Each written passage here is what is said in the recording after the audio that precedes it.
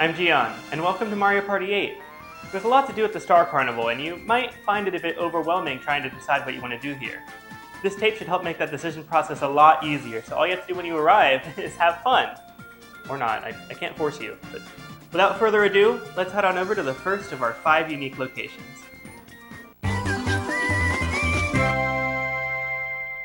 The party tent is likely to be your main stop at the Star Carnival, especially if you're bringing along friends. Why don't we go take a look inside? The first thing you'll need to do inside is select one of our 3 party modes. In a battle royale, 4 players battle to be the one to get the most stars.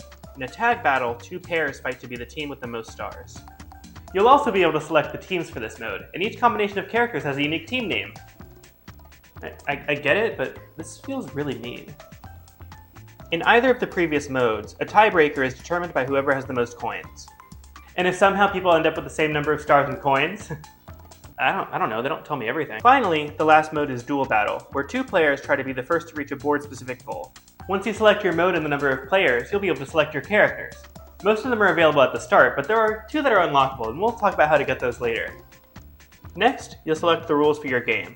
You can choose between 10 and 50 turns, have bonus stars on or off, and select whether you want all minigames to be playable or just the simple ones. You'll also set the difficulty of the calm players, as well as give certain players handicap stars to start off if you want. Up next, you'll select the stage to play on. Wait, do you know how the boards work? Well, I guess this is a beginner's guide, so let's dive into that. To quickly go over the general rules of Mario Party 8, each player gets to roll a dice between 1 and 10 and move as far as the number they roll. Between each turn in Battle Royale and Tag Battle, there'll be a minigame, where coins are awarded based on who wins. Things are also shaken up in those 2 modes once the last 5 turns roll around, where the players in last place will be given some sort of bonus, and points will also be placed on all the empty spaces. There are 6 different space types you might encounter in any game of Mario Party, plus 2 extras which are limited only to Duel Battle, or another location in the Star Carnival which we'll touch on later. Blue spaces give players 3 coins. Red spaces take away 3 coins. Green spaces trigger special events which may or may not be beneficial to the player. DK spaces do something positive for the player, like moving you straight to the star or making the next available star free. After they're triggered, they'll turn into Bowser spaces, which do something negative. The Bowser spaces then turn back into DK spaces once they're triggered too. Lucky spaces take players to a lucky area, which often has a lot of coins to collect as well as easy access to a star. The extra 2 spaces are the Versus space and the Challenge space. Versus spaces start a duel between the 2 players, and whoever wins the minigame will be able to steal coins from their opponent. Finally, the Challenge space gives the player a chance to win coins in a solo minigame. If this feels like a lot to remember, well, don't worry, it'll come pretty easily to you once you play the game more, and if you're still worried, well, sorry, but we've got another big list to go over. As you play, you'll come across candies, both floating on the board itself and in shops. There are 4 different subsets of candy, each of which has a handful of different varieties within them. But these aren't like the candies you're used to. I don't know, unless you're eating some really crazy peppermints or something. First are the red candies, which affect your dice block. The twice candy allows you to roll 2 dice and move the full total. The thrice candy gives you 3, and the slow go candy gives you a slow dice between 1 and 5, which can be handy if you're looking to go to a specific space close to you. Just make sure you time it right. Next are the green candies, which make an impact before your character rolls the dice. The spring go candy moves you to another player's space. The player whose space you'll land on is determined by throwing a dart at a spinning board. And just between you and me, like every dart throw in this game, you'll want to wait until what you're aiming for is right around here so that you get it every time. Wait, maybe I shouldn't be telling you this? If you ever play against me, forget I said the Cash Zap candy will cause one opponent on the board to lose half of their coins. Just remember that you don't steal the coins from them. Third is the Vampire candy, which turns the character into a vampire version of themselves. You'll then steal a set amount of coins from each player on the board. Yellow candies won't take effect until you move, and there are a few types. The bit-size candy turns your character into an 8-bit sprite, and each space you move grants you 3 coins. The blow-away candy turns you part tornado, and each opponent that you pass in your turn will be sent back to the start of the board. The bolo candy turns the character into a big ball, and you'll steal 10 coins from each player you run over in your turn. Last is the wiggly candy, which splits the character into 3 smaller versions of himself. You'll steal a piece of candy from each character you pass while in this form. Finally, we have the blue candies, which, like the yellow candies, take effect while you're in motion. However, they have a much bigger effect than the yellow candies. The swamp candy will destroy half of the coins of each player that you pass. The bullet candy gives you 3 dice and allows you to steal a star from any player you pass. The Bowser candy gives you 2 dice and allows you to steal 2 stars from any player you pass. And lastly, the Duelo candy starts a duel with the first player you come across after rolling 2 dice. Alright, I know that was a lot of setup, but now you should be able to jump into a game without getting too surprised. Let's get back to the boards. Ignoring dual battle, the goal of each board is to be the player or team who ends up with the most stars, but the way you go about getting them differs from board to board. It's important to know the ins and outs of each board so that you can best strategize on your own, or with your teammate, to get the most stars. Let's take a look at each one so you can best decide. The first stage is DK's Treetop Temple. This board has a setup most similar to classic Mario Party, where a star costing 20 coins can appear at different locations. Once collected, the next star appears in another location. This board is very vertical, and you never know if you're going to be sent up or down by barrels, or barrels. Again. Goomba's Booty Boardwalk is up next. This board is one long path to the end, with a free star each time you make it. Since you don't need to save up money for a star, feel free to spend a little more liberally, whether that be with candies or with the dolphin rides. Just make sure you don't land on this space or you'll be sent back to the start with no star to show for it. In King Boo's Haunted Hideaway, you'll navigate through a randomly organized mansion, and try to find the correct path to the star costing 10 coins hidden somewhere inside. Each time a star is collected, everyone is booted out, and the mansion is set up differently, so you'll never know what's coming. Shy Guy's Perplex Express has you navigating from the back to the front of a train. Each time you make it to the conductor, you'll be able to get a star for 20 coins. It's not as easy as it sounds though, because a lot of hijinks ensue in between. Ever wanted to invest in hotels? I don't, but on the off chance that you do, Koopa's Tycoon Town's the perfect board for you. Players can invest into hotels, with 1 coin making a hotel 1 star, 20 coins 2 stars, and 50 coins 3 stars.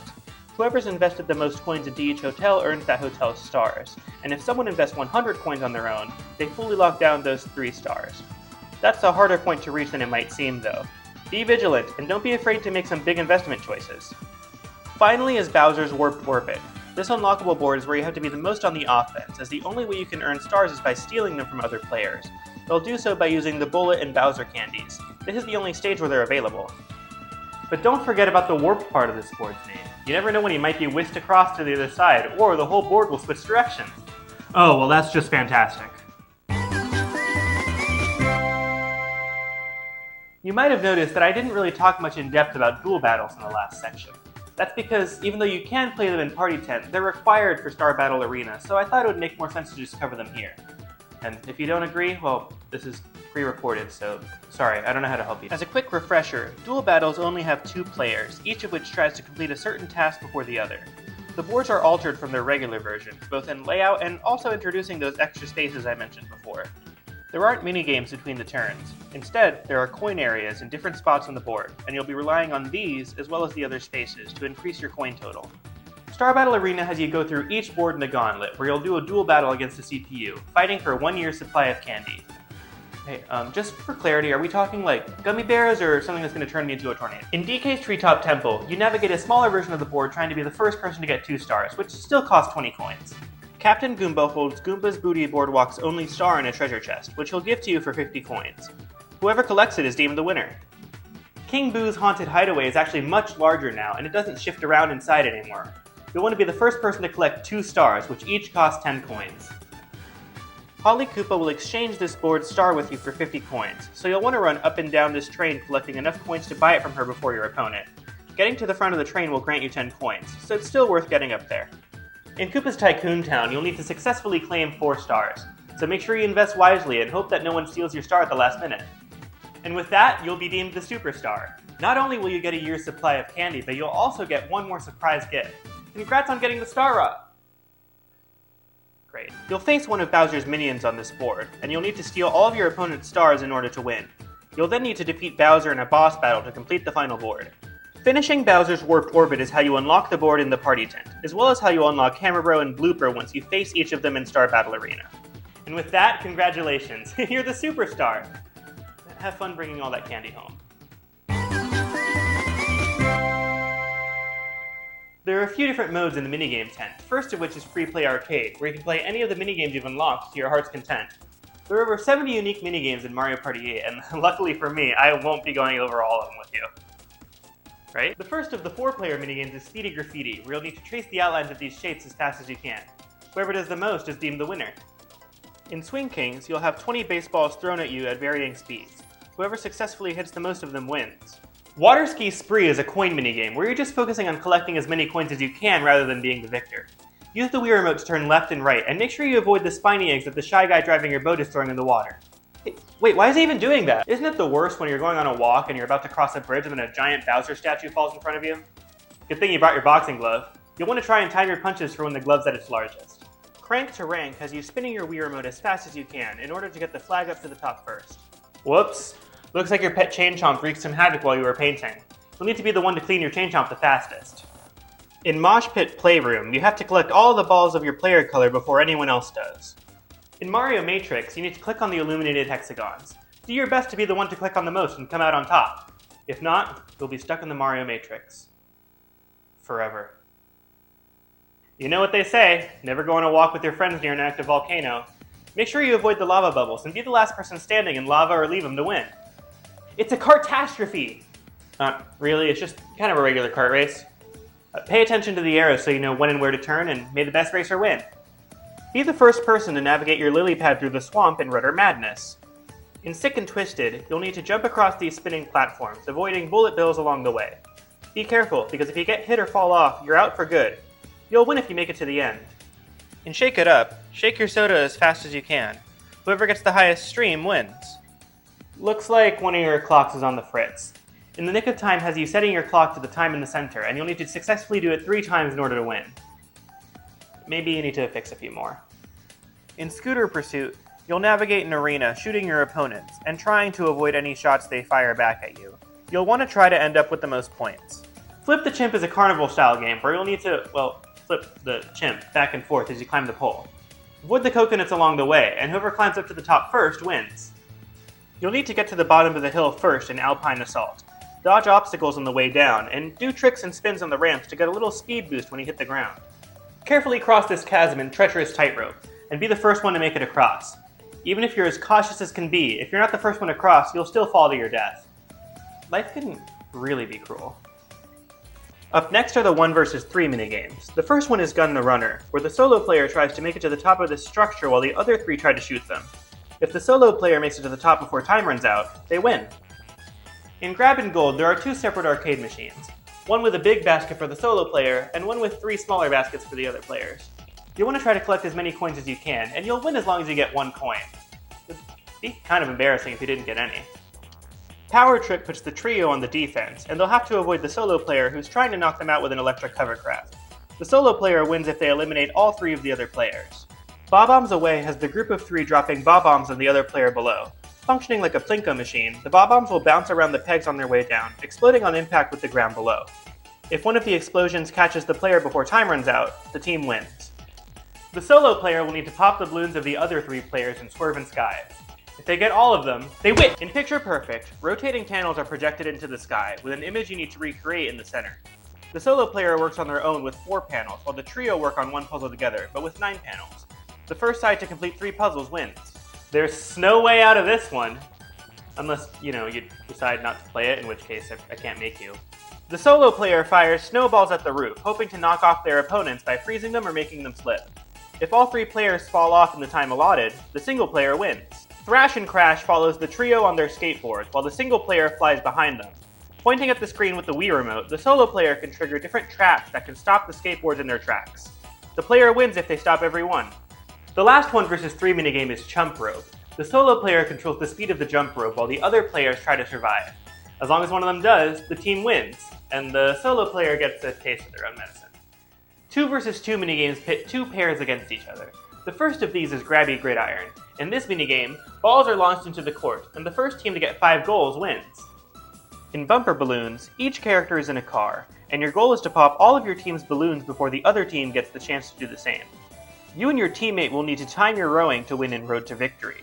You'll need to avoid obstacles in the water along the way, and the first team to reach the center wins. Winner or Dinner is a coin minigame, so you and your teammate will need to work together to collect as many coins as possible. Avoid the piranha plants and spiny eggs, and you'll get as many coins as your team collected at the end of the game. Did they all just, die? In Paint Misbehavin', each team will try to shoot the Goombas on the canvas, painting them with their team color. Whichever team ends up with the most Goombas in their color at the end wins. How quickly can you match the designs on these cakes? That's what Sugar Rush is all about. Also, no offense to whoever designed these, but I don't think I'd buy these cakes. King of the Thrill separates you and your teammate, pitting one person from each team against each other on a small, crumbling platform.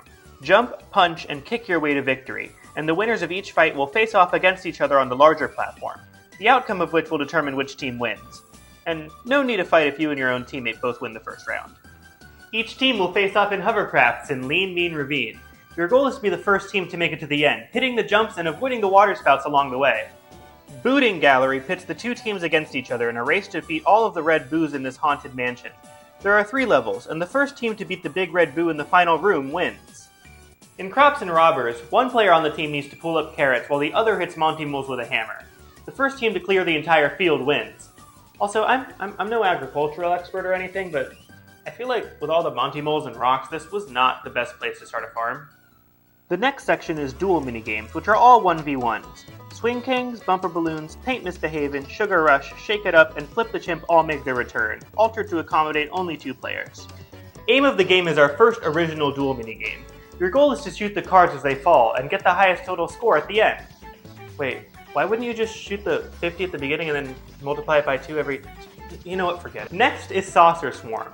You'll want to shoot as many tiny UFOs as you can, and whoever gets the most at the end wins. Should we intervene? You're stranded on an island in a tension grabber, and you'll need to swing your arms as quickly as possible to get the ship to come to you. Wow, that ship moves impressively fast. In Blazing Lassos, you'll need to lasso barrels toward you to get points. Pay attention to the numbers on the barrels to see how much they're worth. Whoever gets the most points wins. Navigate your plane through an obstacle course and wing in a scare, and make it to the end before your opponent to win. Don't worry about crashing into stuff, these planes are super bouncy. Lob to Rob has you shooting at targets, aiming for the mushrooms and avoiding the Goombas. Try to get the most points at the end. In Pumper Cars, pump the handlebars as fast as possible to get out of the cave before the other player. Race through Cosmic Slalom's course, avoiding the electrical fences on your path. You'll also get 3 boosts, which make you temporarily invincible, so make sure you use those wisely. You'll be pit against your opponent in Lava Lobbers, trying to shoot each other 3 times to knock them off the track into the lava below. In Locomotives, you'll need to tap the train cars as they move back and forth, keeping them from popping balloons on the track. 3 strikes and you're out. Navigate this dark room in Spectre Inspector, pointing your flashlight at objects inside like paintings and statues. There might be enemies, ghosts, or nothing inside. The first person to find 3 enemies wins. Or do they? You'll need to be the first person to find crystals and frozen assets, which can be found inside these falling icicles. Break the icicles to reveal the hidden crystals, and do whatever it takes to be the first person to collect 5. In Breakneck Building, you'll need to be the first person to saw a log in half, hit 2 nails into a table, and paint a wooden board. I don't really know what these tasks are accomplishing. Ride your space surfboard and surf's way up, flying into the circles to collect the number of points displayed on them. Avoid the Bowsers though, or else your score will drop all the way down to 0. Roll your ball to the other side of the obstacle course in Balancing Act, and make it to the end before your opponent. Avoid any obstacles along the way. Keep your eye on the prize and... eye on the prize. Sort the green and purple orbs as best as you can, and whoever gets the most points wins. Find the right switch and blow up your opponent first in You're the Ba-Bomb. In Cardiators, randomly pick up a card on the table. Each card has a different enemy and value, and you'll want to reduce your opponent's health to 0 before they get the chance to do it to you too. Rotation Station has you navigating an obstacle course in a tower, and you'll need to both move through it and rotate the camera to get a better view. The first person to climb to the top wins. Spin your cursor around the Mr. Eyes to make them dizzy and eyebrawl, and be the first person to defeat all 3 of them. Settle it in court. Or rather, settle it on the court. Whatever. Make sure you time your basketball shots with the meter, and if there's a Goomba, make sure you pass it to them. There are 5 battle minigames, 2 of which, Saucer Swarm and Aim of the Game, are repeats. 3 original battle minigames? Why is this even a separate category? The first original, cut from the team, has players cutting wires, 3 of which will send the player flying into the canyon below. Be the last person standing to win. Next is Snipe for the Picking, where you'll need to be the best sharpshooter. Pay attention, because the best place to shoot is not always in the same spot on the target. Last is Glacial Meltdown, which puts the players on a wobbly iceberg. Avoid falling off before your opponent, and try to knock them off with jumps, kicks, and shells. There are only 3 challenge minigames, and they're all solo minigames, so we'll go over them quickly. First is Pour to Score, where you need to pour out a certain amount of sand between 2 numbers. As long as you don't over or undershoot, you win. I'm gonna be honest, I used to think this was pancake mix. In Fruit Picker, keep your eyes on the fruits on this round board. They'll spin around and then they'll be hidden. You have to remember a few of them, and you win if you get them all right. The final challenge minigame is Stampede, where you have to stamp 20 sheets of paper before time runs out. Just avoid the ones with Bowser's face. The final section, the last, which, yeah, sounds dramatic, is just the Bowser fight from Star Battle Arena. In Superstar Showdown, make sure you knock out all of Bowser's health before he does the same to you. And that's all the minigames, but we're not quite done with the Minigame Tent yet. There's still a few extra modes. In Crown Showdown, your goal is to be the first person to reach a set number of minigame wins. You can also set whether these are 4-player or dual, and if you select 4-player, whether you want specific minigame types or random. Flip Out Frenzy puts 4 players against each other. Each time you win a minigame, you'll select a tile, and all tiles in the 4 directions around it will be flipped over to your character's color. Whoever ends up with the most tiles at the end of it all wins. Tic-Tac Drop is a 1v1 mode, and each time you win a minigame, you'll get a ball to drop on the board. Like Tic-Tac-Toe, get 3 in a row to win. Last is Test for the Best, a single-player mode where you play 10 different minigames and play as well as you can in each one. You'll receive more points depending on how well you do, with the max you're able to get being 1,000 points per game. Get a perfect score of A+ on each stage to get a final score of 10,000 points. You'll get a special ending screen where you go to a planet with a bunch of alien Shy Guys. Okay, I'm not that good, so I don't have footage of it, but trust me, it's pretty cool. The Extra Zone has 8 minigames, 4 of which are unlockable. I don't know why they're in a separate section from the rest of the minigames, but hey, I'm not in charge here. The first is Star Carnival Bowling, which is just a standard game of bowling. Yeah, the Star Carnival in the name is just the location, it's not anything special. Trial by Tile is a puzzle game, where you need to find a specific tile arrangement within a larger board. As you go through more levels, the boards get bigger and more challenging. Next is Flagging Rights, a minigame where you need to raise the same flag or flags that the Shy Guy captain does. If you mess up, the rope holding your plank will be cut, and you'll fall into the ocean. It's also the only minigame in Mario Party 8 that uses the nunchuck, so make sure that you have one set up before you— Wait, I'm not ready! Canyon Cruisers is a high-speed racing game where you need to make it to the goal as quickly as possible. Make sure you avoid any obstacles. Dang, those things are sturdy. Table Menace is just table tennis. First person to get 11 points wins. In Puzzle Pillars, another puzzle game, your goal is to match 4 or more blocks of the same color horizontally, which clears them from the board. In single player, clearing emblems will allow you to move to further levels, while in 2-player, the person who earns the most coins by the end of it wins. Chomping Frenzy is the only exclusively single-player game in the mix. You'll need to feed the Chain Chomps the requested food before they turn completely red, cycling through the options in your cannon to find what they want.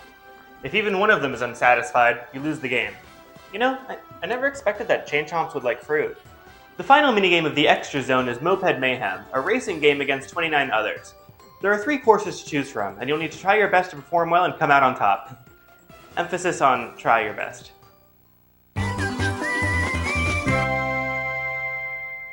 Throughout your time at the Star Carnival, you've been collecting carnival cards, and you might have been wondering what they're for.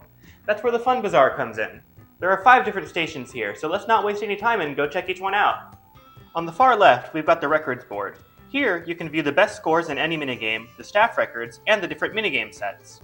After completing Star Battle Arena, you can come to the next station, the Minigame Wagon, where you can purchase minigames with your carnival cards. Moving over to the far right, we've got Carnival Calliope.